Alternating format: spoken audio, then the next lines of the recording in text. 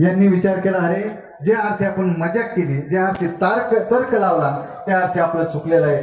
तार्किकाचा टाका संघ आणि पांडुरंग स्मरावं. आणि मग ते जावई 8 दिवस थांबले. पुन्हा ते म्हणले, सासरे म्हणले, जावई नाराज होऊ नका, हो जाणार, तुम्ही नुकसानच केलंय, तुमचा दोष नाही, तुमच्या मेवण्याने चेष्टा केली पण त्याला सूर्याचं पिल्लू म्हटलंय, तुमचा दोष नाही, जाऊ द्या म्हणले. 8-10 दिवस जर 8-10 दिवस राहिले, जावईने सांगितलं, आता आपल्या सासऱ्याचं नुकसान नाही करायचं. तर्कवादी होती बरं ती, तर्क लावणार. मग दात घासायचे, रोज सकाळी आंघोळ उठले की दात घासायचे. दात घासायला हरकत नाही, वाईट ठिकाणी तर्क लावला तर आपलंच नुकसान होतं. म्हैस माहिती आहे ना आपल्याकडे, हा म्हशीकडे पाहिजे, त्या जावायकडे 5 म्हशी होते, शिंगाचं वाकडं होतं, वाकड शिंगाची म्हैस होती.